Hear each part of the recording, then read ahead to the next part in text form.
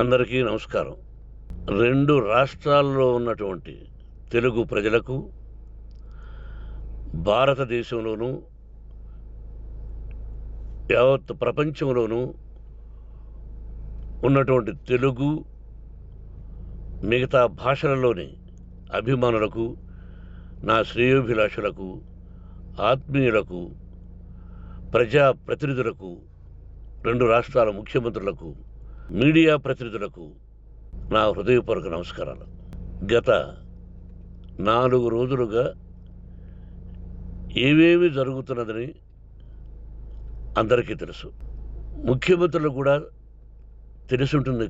ఎందుకంటే వాళ్ళు ఎన్నో సమస్యలతో తలమునకలై ఉంటారు. కానీ ఎవరో ఆయన పర్సనల్ సెక్రటరీస్ చెప్పుండొచ్చు. నా హృదయంలో ఉండే ఆవేదన ఏమిటంటే, కుటుంబ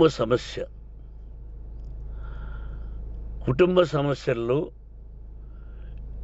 ఎవరైనా పర్మిషన్ లేకుండా ఇతరులు జోక్యం చేసుకోవచ్చా? మీరే ఆలోచించండి. 100కి 100% అనాల్సిన అవసరం లేదు. కనీసం 95-98% కుటుంబ సమస్యలు ఉంటూ ఉంటాయి. అంటే మేమంతా నటులం కాబట్టి మా విషయాలు, పాపులర్గా ఉన్నటువంటి రాజకీయ నాయకుల విషయాలు, కొంతమంది ఉన్నవి లేనివి, లేనివి ఉన్నవి చెబుతూ ఉంటారు. చెప్పేవాడు కూడా ఆలోచించాలి, వాళ్ళ మనసులు, వాళ్ళ కుటుంబ సమస్యలు అని. ఇదంతా ప్రజలకు తెలుసు. కానీ ఎందుకులే మన పనులు మనం చేసుకుందాం అని అందరూ సైలెంట్గా ఉన్నారు. ఇప్పుడు ప్రజలకు కూడా, కొంతమంది రాజకీయ నాయకులు కూడా ఆలోచించుకోవాల్సిన విషయం. విజువల్స్ చూడండి, టీవీల్లో వస్తున్నాయి, సోషల్ మీడియాలో వస్తుంది. రాత్రి 8 గంటలకు గేటు తోసుకుని నా బిడ్డ మనోజ్ కుమార్ వచ్చాడు.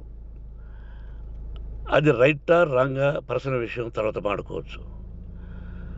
పత్రికాధిపతులు, అది పత్రికా సోదరులు 4 రోజుల నుంచి నా ఇంటి ముందు మనుషులను పెట్టుకొని, వ్యాన్లు పెట్టుకొని అలా ఉండడం ఎంతవరకు న్యాయం? నేను అప్పటికీ బయట పోతున్నప్పుడు చెప్పాను, అందరికీ నమస్కారం అయ్యా, మీకు కుటుంబ సభ్యులు ఉన్నారు, దయచేసి నా సమస్యను నేనే పరిష్కరించుకుంటాను నా బిడ్డలతో, దీన్ని చిలవలు పరవలు చేయొద్దండి, దయచేసి నన్ను గౌరవించండి, నేను ప్రజలకు ఏం చేస్తున్నాను ఒక విద్య ద్వారా అనేది మీకు తెలుసు, నటుడిగా మీ అందరికీ తెలుసు, ఒక రాజ్యసభ సభ్యుడిగా మీకు తెలుసు, ఎంత క్లీన్ చిట్టుతో వచ్చానో రాజ్యసభ సభ్యుడిగా. నా హృదయంలో ఉండే ఆవేదన చెప్పనలవే కాదు, మీకే చెప్పాలి.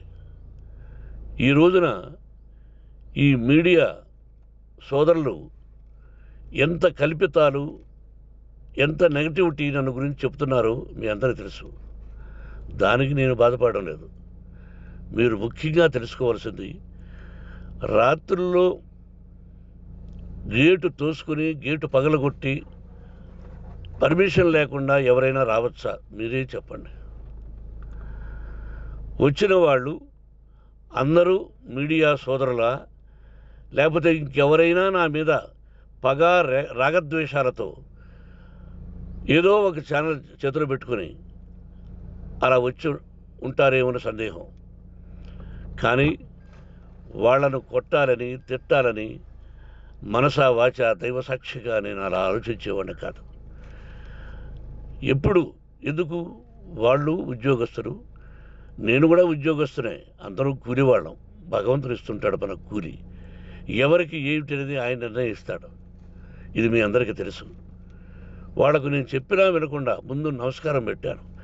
అయినా అతను నేను కొట్టామనే చెప్తున్నారు తప్ప, మైక్ తీసుకెళ్ళి నోట్లో పెట్టాము, నా కన్ను పోవలసింది. కన్ను పోయి ఉంటే అప్పుడు నేను కేసులు పెట్టాలి. నా కన్ను పోలేదు, కొంచెం తగిలింది కంటి కింద, నేనే ఎస్కేప్ అయ్యాను. లేకపోతే నా జీవితం గుడ్డిదయ్యేది. అతనికి తల కాదు చెంప మీద తగిలిందన్నారు. ఓకే, ఆ చీకట్లో ఎలా జరిగిందన్నది వాస్తవమే.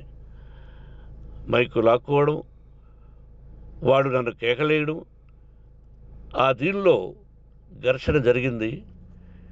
నేను కొట్టిన దెబ్బ అతనికి తగిలింది అన్నారు. దానికి హృదయపూర్వకంగా బాధపడుతున్నా. అతను నాకు తమ్ముడే. ఒక తల్లి బిడ్డలం కాకపోయినా I love them, I like them. అటువంటిది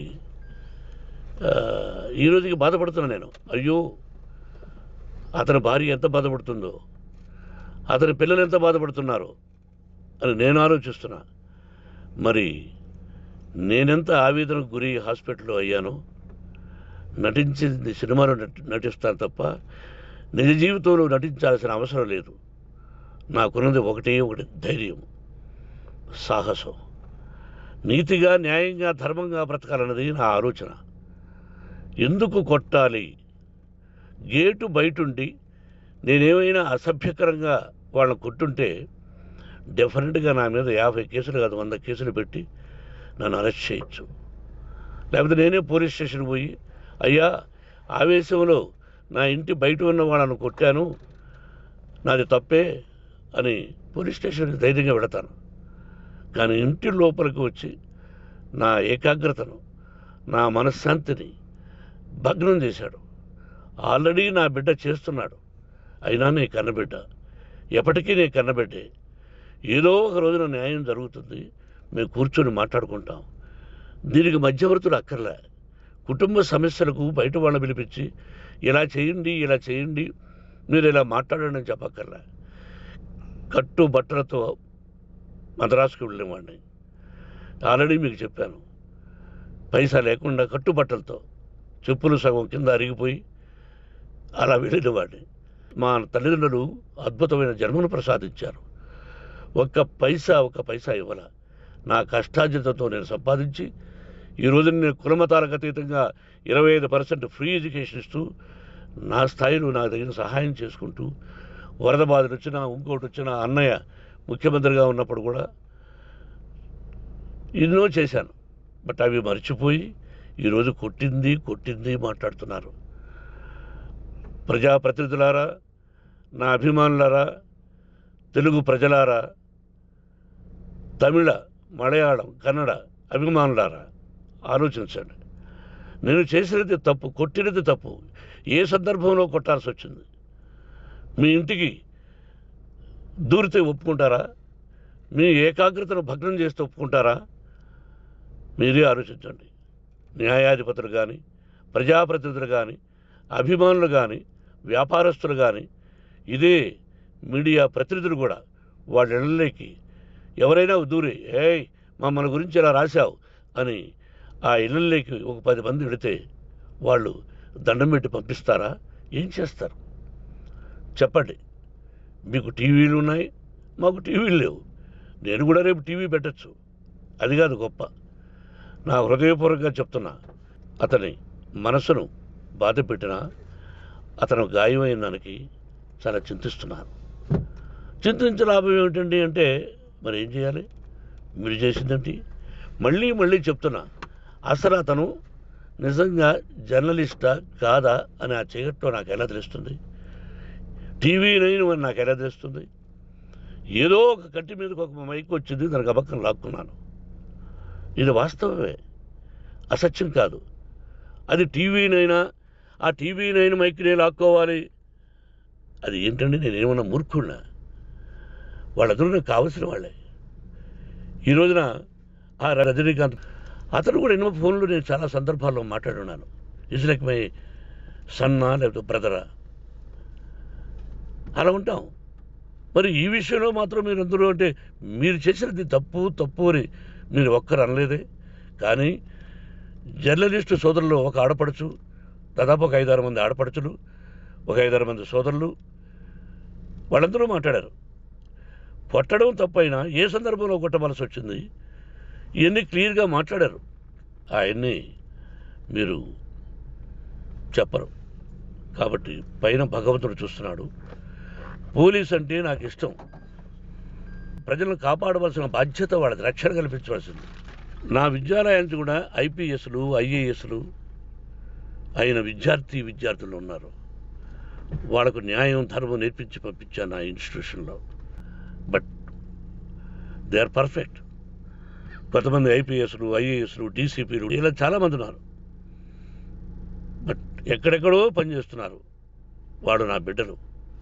మరి వాళ్ళు కూడా పోలీసు ఉద్యోగస్తులే కదా, న్యాయంగా ఉన్నారు కదా. కానీ ఇక్కడ మాత్రం ఏకపక్ష నిర్ణయం. ఏమి చేస్తున్నారో మీరే ప్రజలారా చూడండి, ఆలోచించండి. నేను న్యాయమా అన్యాయమా, నేను చేసింది న్యాయమా అన్యాయమా, మీరే ఆలోచించండి. నా ఇంటికి తలుపులు బద్దలు కొట్టి రావడం న్యాయమా, మీరే చెప్పండి. ఎల్లప్పుడూ మీ ఆశీస్సులు కోరుకునే మీ మోహన్ బాబు. నమస్కారం.